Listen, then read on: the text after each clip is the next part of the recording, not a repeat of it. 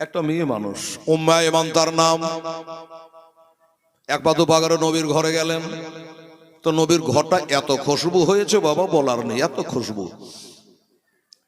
যেমন আতরের বস্তার মুখ খুলে দিলে সেন্ট হয়ে যায়, ওরকম হয়ে গেছে। ডানে দেখে একবার, বামে দেখে একবার, এত খুশবু নবীর ঘরে কিসের? খাটের তলে তাকিয়ে দেখছে একটা কাঠের খড়িতে করে, পাত্রে করে পানির মতো তরলত্ব জিনিস জানে কি রাখা হয়েছে।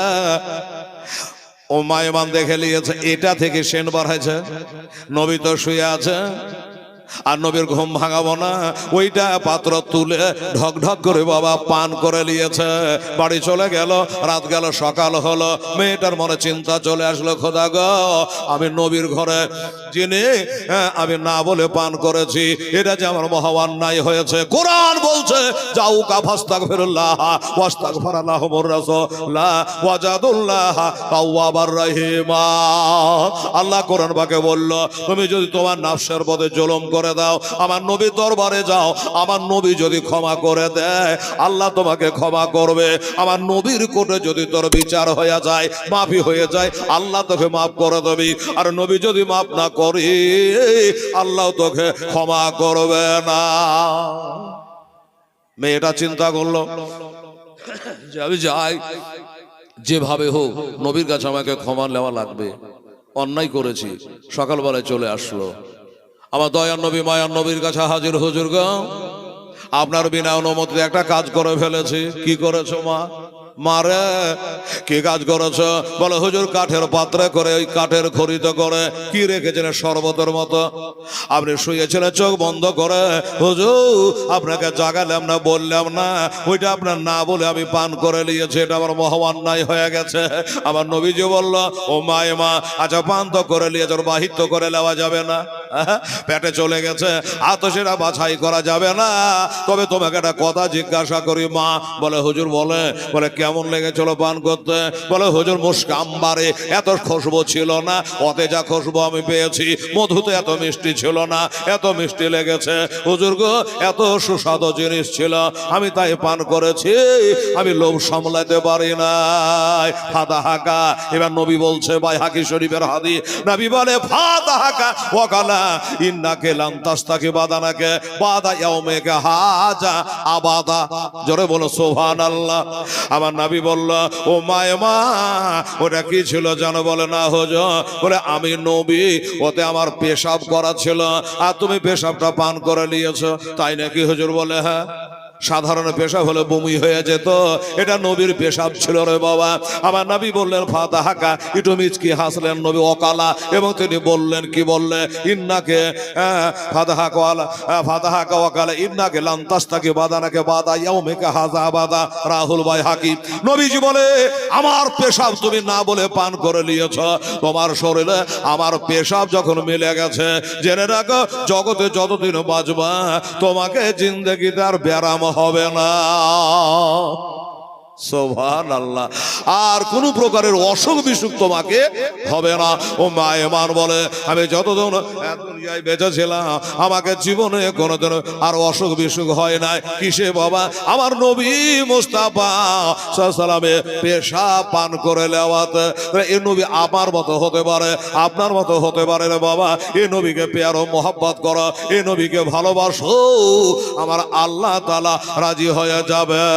জিন্দেগি বানা আলেঙ্গে, জিন্দগি বানা আলেঙ্গে, কাহা কে ইয়া রাসূলুল্লাহ। একটু জোরে বলেন তো সুবহানাল্লাহ। একটু হিন্দি উর্দু বোঝা যাচ্ছে তো? আরে জিন্দগি বানা আলেঙ্গে, জিন্দগি বানা আলেঙ্গে, কাহা কে ইয়া রাসূলুল্লাহ, রব কো হাম মানা লেঙ্গে, রব কো হাম মানা লেঙ্গে, কাহা কে ইয়া রাসূলুল্লাহ, কাহা কে ইয়া রাসূলুল্লাহ। अरे करबला के धरते पर, करबला के धरते पर ओ हुसैन कहते थे सर को हम कटा देंगे, सर को हम कटा देंगे। कहा के या रसूल अल्लाह, कहा के या रसूल अल्लाह जिंदगी बना लेंगे। कहा के या रसूल अल्लाह मन करो नकिर जब हमसे, मन करो नकिर जब हमसे सवाल पूछेंगे फौरन जवाब दे देंगे। कहा के या रसूल अल्लाह, कहा के या रसूल अल्लाह जिंदगी बना लेंगे। कहा के या रसूल अल्लाह रब को हम मना लेंगे। कहा के या रसूल अल्लाह अल्लाहुम्मा सल्ली मौलाना मोहम्मद वाला मौलाना मोहम्मद সাল্লাল্লাহু আলাইহি সাল্লাম। তো বাবা আমি জানি এই প্যার ও মহব্বত নবীর উপর ঈমান রাখতে হবে, মহব্বত রাখতে হবে। এই বাবা ভালোবাসা কারে বলে কথায় কথা মনে আসে বাবা। ও বাবারা ভাইরা ভালোবাসার কারণে নিজের আলো আওলাদকে কুরবানি দিয়েছে কারবালার মাটি। আমার ইমাম হুসাইন রাদিয়াল্লাহু তাআলা আনহু সাহাবীরা নবীর জন্য নিজের জীবনটাকে কুরবানি করেছে। বাবারা আমার মা বোনেরা আমার নবী মুস্তাফার একজন সাহাবী, শুধু সাহাবী বললে ভুল হবে, যিনি হলো বাবা নবীজির জামাই হযরত ওসমান গনি জুন্নুরাইন রাদিয়াল্লাহু তাআলা আনহু। বাবা কোন ওসমান, কথা মনে পড়ে গেল মহব্বতের কথা বলতে গিয়া।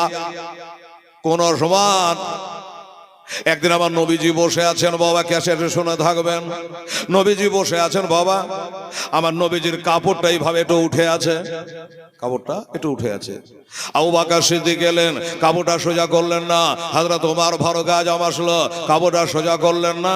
যখন ওসমান গনি চলে আসলো, নবীজি ধরপড় করে তাড়াতাড়ি করে কাপড়টা সোজা করে ফেললে।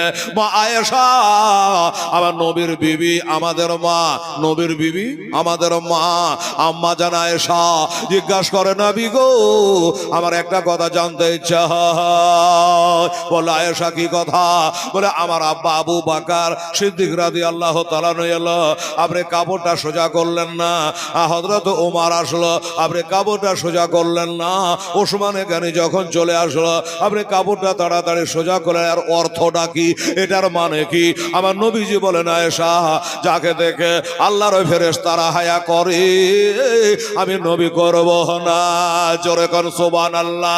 এই আয়েশা সিদ্দিকা শুনে নাও, জেনে রাখো আয়েশা যে ওসমান গনিকে দেখে আল্লাহর ফেরেশতারা লজ্জা করে হায়া করে, আমি নবী কেন করব না? এই কারণে আমিও হায়া করে কাপড়টা সোজা করে নিলাম। কোন ওসমান গনি জুন্নুরাইন রাদিয়াল্লাহু তাআলা আনহু। আমার বাবুরা, আমার মায়েরা, বোনেরা, আমার নবীজি একটা মেয়ের সঙ্গে বিয়ে হয়েছিল বাবা এই ওসমান গনির। আহা মদিনায় তার মসজিদটা দেখে আসলাম বাবা, যেই মসজিদ ওসমান গনিকে কোরআন পড়া অবস্থায় সূরা তাহা তেলাওয়াত করার সময় যাকে বাবা ছোরা মারা হয়েছিল, ওই মসজিদটা নিজের চোখে দেখে আসলাম রে বাবা। চোখের পানি থামে না। মল্লেম বললো ড্রাইভার বাবু বলো গাড়ি রিজার্ভ করে গেছিলাম মদিনায় গিয়া, বলে এটা হলো মৌলানা মসজিদে ওসমান। আমি মনে করলাম আমি জীবনী গাহা মৌলবি, আমার তো জানা আছি, তাইলে এই মসজিদে ওসমান গনিকে ছোরা মারা হয়েছিল। বিভিন্ন আয়লার আঙ্গুল কেটে এই মসজিদে গিয়েছিল। মিলিয়ে নিলাম। তো আমার নবীজির চারটা মেয়ে হযরত রোকিয়ার সঙ্গে বিয়ে দিয়েছিলেন ওসমান গনির। এবার বিয়ে দেওয়ার পরে দ্বিতীয় হিজরি, এই বাবা হিজরি গণনা কবে থেকে চালু জানেন তো? অনেকে জানে, অনেকে জানে না। এখনকার ছেলেরা জানে না। হ্যাঁ, যখন আমার নবী মক্কা থেকে মদিনায় গেলেন তখন থেকে হিজরি গণনা চালু হয়ে গেল। তো দ্বিতীয় হিজরিতে বদরের যুদ্ধ যখন হয়, মুসলমানের সংখ্যা ছিল 313টা, আর কাফেরদের সংখ্যা ছিল 950 বা 960 জন। এই যুদ্ধ যখন হয়, তো আমার নবী স্বয়ং এই যুদ্ধে গিয়েছিল, বদরের যুদ্ধে। তো যাবার সময় আমার নবীজি ওসমানকে বলে গেল, বেটা ওসমান, তোমার যুদ্ধে যাওয়া হবে না। বলে, নবী গো, এত বড় যুদ্ধ হবে, যে ইসলামের প্রথম যুদ্ধ, আমার যাওয়া হবে না। বলল না। চোখ দিয়ে ঝরঝর করে পানি ঝরে গেল। লাগছে যে নবী খানা খেতে যেছে, তাই লাগছে না। যুদ্ধে গেলে মানুষ শহীদ হয়ে যায়, কতল হয়ে যায়। ওসমান বলে, নবী গো, আমি যে আপনাকে প্যার ও মহাব্বত করি, ভালোবাসে, দিন ইসলামকে ভালোবাসি, নবী, আমার যুদ্ধে যাওয়া হবে না। কারণটা কি? আমার গায়েবের সংবাদদাতা নবী বলে, ওসমান, আমার মেয়েটার সঙ্গে তোমার বিবাহ দিয়েছি, রোকিয়া, এখন বর্তমানে সে অসুস্থ রয়েছে। আমিও যদি যুদ্ধের মাঠে চলে যাই, তুমিও যদি যুদ্ধে চলে যাও, আমার বেটি রোকিয়াকে দেখভাল করবে কে? এই জন্য তোমাকে থাকা লাগবে, আমার বেটি তুমি দেখভাল করো। তবে ওসবা, তোমার নামটা আমি মুজাহিদের খাতায় তুলে দেব। হ্যাঁ, তুমি না গিয়ে মুজাহিদের খাতায়, যোদ্ধার খাতায় তোমার নামটা উঠে যাবে। নবীর সাথে কি আর তর্ক করা যায়? আচ্ছা ঠিক আছে হুজুর, তাই হবে। ওসমান এখানে থেকে গেল বাড়িতে। আর বদরের যুদ্ধে নবীজি চলে গেলে, আমি বদরের যুদ্ধের ঘটনাটা বলছি না রে বাবা। এইবারে ওই যুদ্ধে মুসলমানেরা জয় করেছিল, ৭৭ জনকে বাবা জবাই করেছিল, ৭৭ জনকে অ্যারেস্ট করে নিয়ে এসেছিল মুসলমানেরা। ৫,০০০ আল্লাহর গায়েবানা ফেরেশতা আমাদাত করেছিল। বেরাদা, এবার যুদ্ধে তো জয় হয়ে গেল, ইসলামে জয় হয়ে গেল, কিন্তু বাবারে মদিনাবাসীকে এসে খবর দেওয়া হলো, মদিনা থেকে ৮০ মাইল দূরে যুদ্ধটা হয়েছিল। বাবা দেখে আসলাম বদরের মার। ও বাবারা, যে যুদ্ধে আবু জেহেল মরেছিল, উতবা সাইবা মরেছিল, উমাইয়া বিন খালদ মরেছিল, বাবা ওই যুদ্ধ থেকে জয়ের ডাঙ্কা বাজিয়ে মুসলমানেরা বাড়ি চলে আসলো। আমার নবীজি মদিনাবাসীকে শুভ সংবাদ শোনালো। আমরা সামান্য কিছু ছিলাম, ৩১৩ জন মুসলমান ছিলাম, কিন্তু আমরা জয়ের ডাঙ্কা বাজিয়েছি। মদিনাবাসী সুখ সংবাদ, সুখের খবর তারা শুনলো, কিন্তু নবীকে সুখের সংবাদ মদিনাবাসী দিতে পারল না। বলবেন কেন? বাবা গো, এমন সময় আমার নবীজি বাড়ি ঢুকছে, যে সময় আমার নবীর পিয়ারি বেটি হযরত রোকিয়া ইন্তেকাল হয়ে গেছে। বলুন ইন্না লিল্লাহি ওয়া ইন্না ইলাইহি রাজিউন। ইন্তেকাল হয়ে গেছে। নবী বলেছে 3টা কাজ তাড়াতাড়ি করো। কি? নামাজের রক্ত হলে আদায় করো, মেয়ে বড় হলে বিয়ে দাও। আবার নবীজি বলেছেন, বাবা কেউ মারা গেলে জানাজা তাড়াতাড়ি করে দাও। নবীর বেটি হযরত রোকিয়া ইন্তেকাল করেছে, হযরত ওসমান গনি জানাজা করে কবরে নামিয়ে দিয়ে, কে জানে কবে যুদ্ধ থেকে আসবে, কদিন ধরে লাশ ফেলে রাখবো। কবরে নামিয়ে দেওয়া হয়েছে। এবার মাটি দেওয়া হয়ে গেছে। মাটি দেওয়ার পরে হাতের মাটি যখন ওসমান ঝাড়ছে, ওই সময় আমার নবী এসে হাজির হয়ে গেল। কত দুঃখ বাবারা। আমার নবী বলে, ওসমান রে, আমার দিন ইসলামকে বাঁচাবার জন্য, আল্লাহর দিনকে রক্ষা করার জন্য আমি যুদ্ধের ময়দানে গিয়েছিলাম, যুদ্ধে জয় করেছি, কিন্তু হাইরে আমার পিয়ারি বেটি রোকিয়া মুখ কান চিরদিনের মতো মাটির তলে ঢাকা পড়ে গেল। আমি নবী বেটির মুখ কান দেখতে পাইলাম না। আমার নবী চোখ দিয়ে ঝরঝর করে পানি ঝরছে বাবা, যে আমার নিজের বেটি রোকিয়াকে মাটি দেওয়া গেল না, আর তাকে দেখতে পেলাম না। কবরে বাবা শাহিদা হয়ে গেছে। চোখের পানি মুছতে মুছতে নবীজি চলে গেলে ওই গানিমাতের মালগুলা বন্টন করে। এক একজনের নাম ধরে বলে, এটা আমার আবু হুরায়রা থাকলো, এটা ভাগ আব্দুল্লাহ ইবনে মাসউদের জন্য থাকলো, এটা হযরত বেলালের জন্য থাকলো, আর এইটা ভাগ আমার ওসমান গানের জন্য রাখলাম। সাহাবারা বলে, হুজুর বেয়াদবি মাফ করবে, কোন ওসমান গানি? আমরা জামাই ওসমান গানি বললে, হ্যাঁ। সাহাবারা বলে, হুজুর ওসমান গনি তো বাড়িতে ছিল, যুদ্ধের ময়দানে জানি, তাও ভাগ পাবে হুজুর।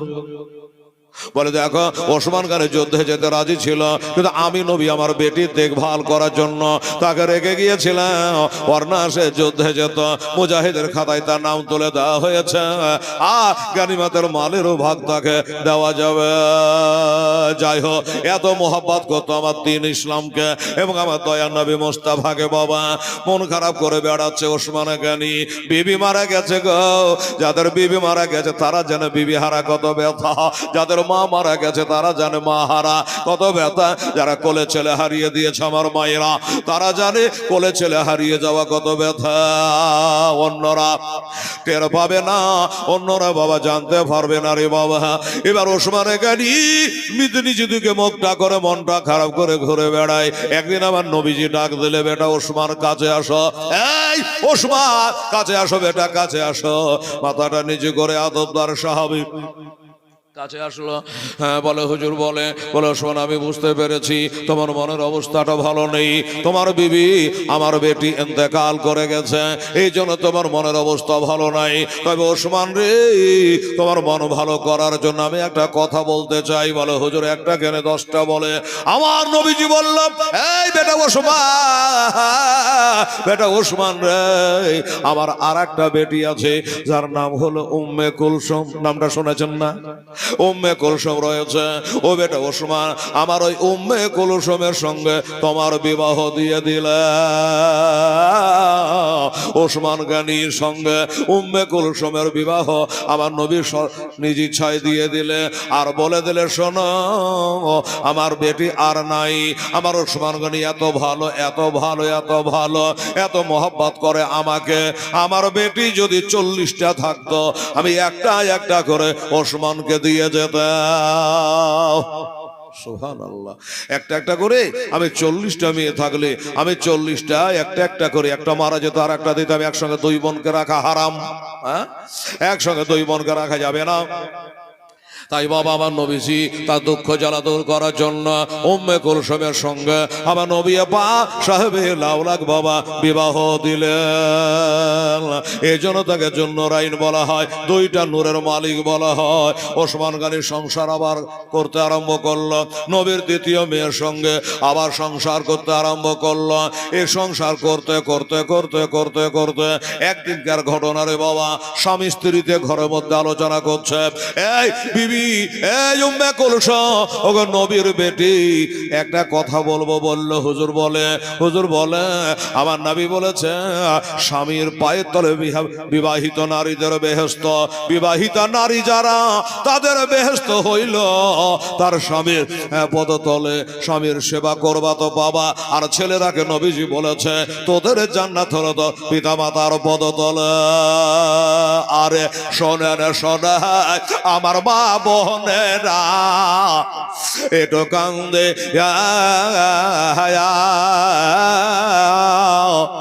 আরে সাবের সে করত আমরা মন দিয়া, একটু জোরে বলেন তো সুবহানাল্লাহ।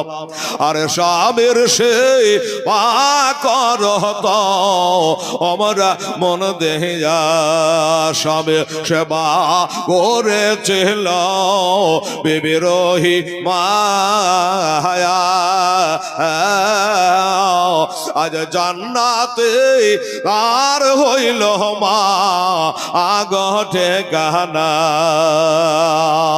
আরে জান্নাতে আর হইল মা আগটে গানা।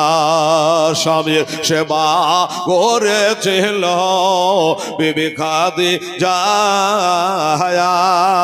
আজ জান্নাতে আর হইল মা আগটে গানা। স্বামী সেবা করেছিল বিবি ফাতেমা, তোমরা আজ জান্নাতে আর হইল মা আগটে গানা। তাই শোনেন শোনায় আমার মা বোনেরা, একটু বসিয়া আরে স্বামীর সে করত আমরা মন দে। আল্লাহুম্মা সাল্লি মৌলানা মোহাম্মদ ওয়ালা আলে সাইয়্যিদানা মৌলানা মোহাম্মদ সাল্লাল্লাহু তাআলা আলাইহি ওয়াসাল্লাম। তো বাবা স্বামী স্ত্রীতে একটু আলোচনা করছে, একটু পরামর্শ করছে। কুলসুম একটা কথা মনে করেছি, এটা নিয়াত করেছি। স্বামী গো কিসের নিয়াত? কি নিয়াত করেছ? বলল বিবি রে, আল্লাহ পাক টাকা পয়সা দিয়েছে, ধন দৌলত দিয়েছে, মাল দিয়েছে, সব দিয়েছে, ঈমান দিয়েছে, নবীকে মেনেছি, ঈমান এনেছি, কালেমা পড়ে মুসলমান হয়েছি।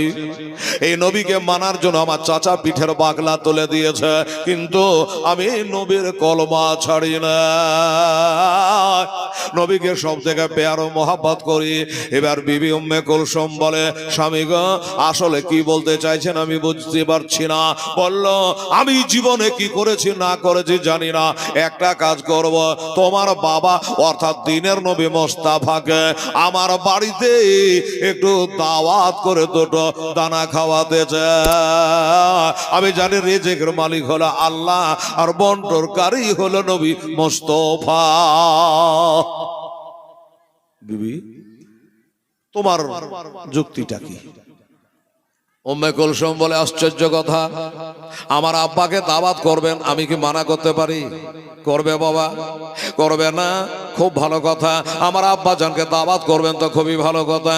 স্বামী গো আর দেরি না করে কাল সকালে চলে যা, আমার আব্বা জানকে দাওয়াত করে চলে আসে, আমার বাড়িতে বসে খাবে, কত মজা লাগবে, কত ভালো লাগবে। বললো ঠিক আছে। রাত গেল, সকাল হলো, নবীজি দরবারে গেলেন। ওসমানে গনি জুন্নুরাই রাদিয়াল্লাহু তাআলা আনহু পৌঁছার পরে বলে হুজুর আসসালামু আলাইকা ইয়া রাসূলুল্লাহ। আসসালামু আলাইকা হাবিবাল্লাহ। আল্লাহর নবী তাকিয়ে, জামাই বাবু এসছে বাড়ি ওসমানে গনি। নবী বলে বেটা ওসমান কি বলতে চাও? ওসমান বলে নবী গো আমি এটা মনে মনে আমার নিয়াত করেছি, আপনার বেটি উম্মে কুলসুমের সাথে একটু মাশওয়ারা করেছি, পরামর্শ করেছি। হুজুর কি পরামর্শ করেছ? বলে নবী গো জীবনে কি করেছি না করেছি জানি না, কতটুকু নামাজ রোজা করেছি, আল্লাহকে কতটুকু ভালোবাসতে পেরেছি অত জানি না হুজুর, তবে আমার জীবনের শেষ ইচ্ছা হলো এটা পূর্ণ করবেন না? আমার নবী বলে কিরকম ইচ্ছা? বলে নবী গো আজকে আমার বাড়িতে আপনাকে দাওয়াত নিতে হবে। কি ভালোবাসা গো, আমার বাড়িতে একটু আপনাকে দাওয়াত গ্রহণ করতে হবে, বলুন আপনি নেবেন কিনা? নবী বলে জামাই বলে কথা বলেন তো, যার বাড়িতে তোমার বেটি আছে, একটা বেটি ইন্তেকাল হয়েছে, আর একটা বেটি দিয়েছে, আর ওসমান তুমি দাওয়াত করবার আমি যাব না, এটা হয় ঠিক আছে, কবে যেতে হবে? বলে কবে লাই হুজুর এখনই চলেন, বড় লোক মানুষ, এখনই চলেন। নবী বলে একাই যায় কি করে? কিছু সাহাবারা হাক মারলো, হযরত আলীর সাথে আছে, কিছু সাহাবাকে লইয়া আমার নবী পাক চলে যাচ্ছেন ওসমানে গানির বাড়ি, হযরত উম্মে কুলসুমের বাড়ি। বাবারে খানা খাওয়ার জন্য আমার নবী চলে আগে আগে, সাহাবারা চলে পিছে পিছে, কারণ নবীর আগে কারো গাড়ি চলেনি আর চলবে না, নবীর আগে কেউ যেতে পারবে না বাবা। নবী চলে আগে আগে, ওসমান চলেন পিছনে পিছনে, দিগার সাহাবায়ে কারামেরা ওরা পিছনে পিছনে চলছে বাবা। কিন্তু ওসমান গানি একটা আলাদা কাজ করছে। বলবে হেলাল রে কি আলাদা কাজ? ওসমান গানি নবীর পিছনে পিছনে হাঁটছে আর তাসবিহ গণার মতো করে বাবা। আমরা যেমন সুবহানাল্লাহ আলহামদুলিল্লাহ আল্লাহু আকবার তসবিহ করে, ওসমান গনি তসবিহ নয়, বরং তিনি 1 2 3 4 5 এইভাবে জানে কি গুনছে আর চলে যাচ্ছে, নবীর পিছে পিছে যাচ্ছে। আর নবীর ধাপ গোলা, নবী পা উঠাচ্ছে, কদম মোবারক তুলছে, 1 2 করে বাবা গুনছে আর চলে যাচ্ছে। এমনি করে বাড়িতে পৌঁছে গেল। এই বিবি উম্মে কুলসুম রে, দেখো একবার কে এসেছে, আমার দিনের নবী মোস্তফা এসেছে। তাড়াতাড়ি করে দস্তরখানা বিছিয়ে দেওয়া হলো। বড় লোক মানুষ, নবীর অসম্মান হোক এটা কেউই চাই না বাবা, কি বলেন? বিভিন্ন ভেড়ের যে খাবার দেওয়া হলো, সাহাবারা বসে আছে, সাহাবারা খাচ্ছে, আমার নবীও খেলে, খাওয়া দাওয়া হলো, ভালো মন্দ খাবার পরে আমার নবী মোস্তফা সাল্লাল্লাহু আলাইহি ওয়াসাল্লাম জিজ্ঞাসা করে ওসমান ভালোই তো খাওয়ালে বেটা, কিন্তু একটা কথা তোমাকে জিজ্ঞাসা করি। কি কথা হুজুর? বলে আমি যখন তোমার বাড়ি আসছিলাম হেঁটে হেঁটে, তা তুমি জানো কি গুনছিলা? 1 2 3 4 করে কি গুনছিলা? উনি বলেন নবী গো, আমি কি গুনছিলাম জানেন হুজুর? আপনার বাড়ি থেকে আমার বাড়ি যেতে কয় ধাপ লাগলো এটাই গনে গনে দেখছিলাম। বাবারা, আমার মা বোনেরা, আমার নবী বলে ওসমান এটা কোনো কথার কথা হইল? আরে তোমার বাড়ি থেকে আমার বাড়ি থেকে তোমার বাড়ি আসতে কত ধাপ লাগলো এটা গোনা তোমার লাভ কি? এটা গোনা তোমার কারণটা কি?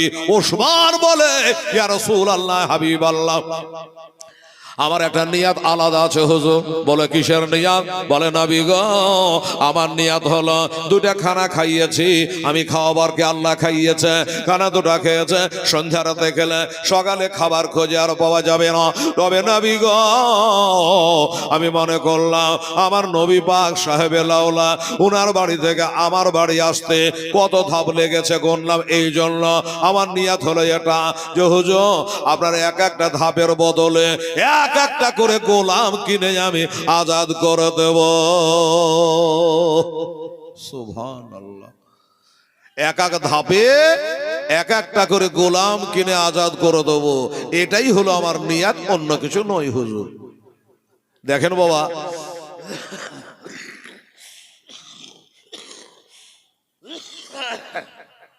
আগে যুগে বাবা মানুষ কিনা বেচা হতো, শুনেছেন তো?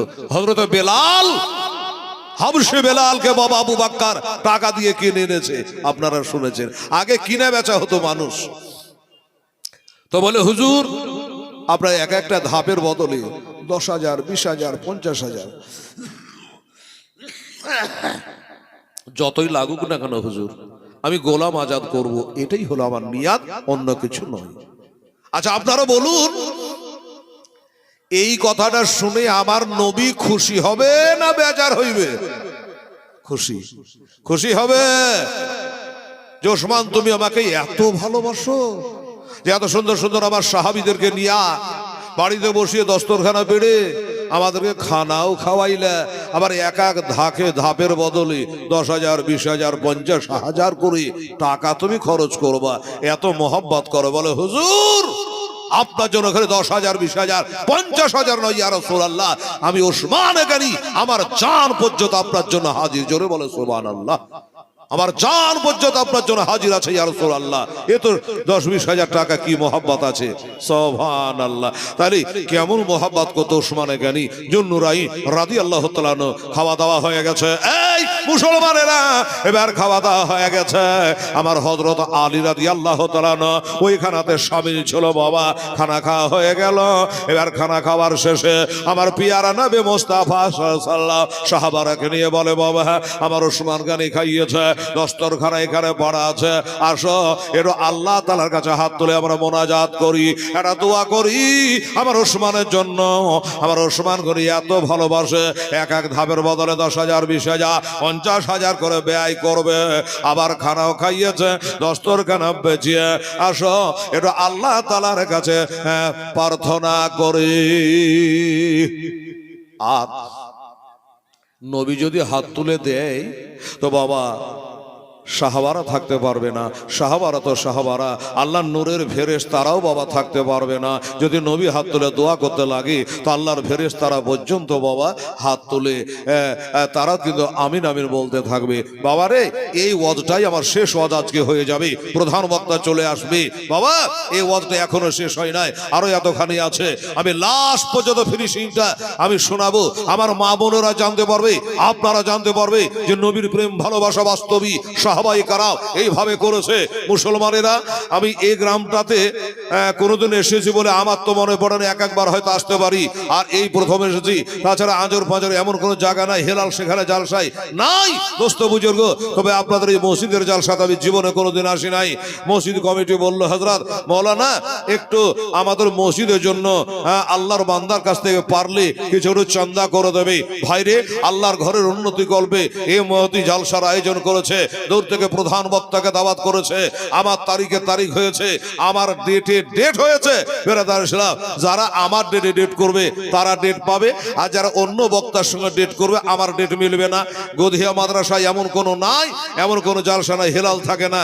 এবার পরীক্ষাতে লন্ড ভন্ড হয়ে এবার আমি দাওয়াতটা নিতে পারলাম না। 17ই ফাল্গুন ওরাহার বসন্তপুর মাজার শরীফে উরুস আমাকে বাৎসরি থাকতে হয়। আমি কমিটিকে বললাম এবারের মতো তাহলে আপনারা চালিয়ে এলেন, আবার দেখা যাবে সামনের বার যদি আল্লাহ তাআলা বাঁচায় তবে দেখা যাবে। ভাইরা আমার দাদারা, এই গ্রামবাসী আমার সঙ্গে ডায়েরি মিলিয়ে জুলিয়ে বহুদিন আগে তারা ডেট করে রেখেছিল, তাই আল্লাহ তাআলা সময় মতো আমাকে আজকে এখানে পৌঁছে দিয়েছে। ভাইরে, এখানে যারা বসে আছেন আমি একটা খোদার বান্দাকে বলবো, দাদা ভাই আমি মক্কা মদিনা থেকে এই সবে ফিরে আসলাম, মাত্র 2-3 মাস হলো। জুলাই মাসের 21 তারিখ 16 তারিখে জুলাই মাসের 16 তারিখে আমি ভারতে পৌঁছেছি মক্কা মদিনা থেকে। একটা খোদার বান্দা মর্দ মুজাহিদ, চাহে ডাক্তার হোক, চাহে মাস্টার হোক, চাহে দিনদার হোক, ইমানদার হোক, মসজিদের হিতাকাঙ্ক্ষী হোক, একজন খোদার বান্দা হাজী সাহেব হোক, বাবা এই খোদার ঘরের জন্য 5,000 টাকা কোন একটা আল্লাহর বান্দা যদি আপনি একটু দিতে পারেন, আমি আপনার সঙ্গে একটু মুসাফা করব।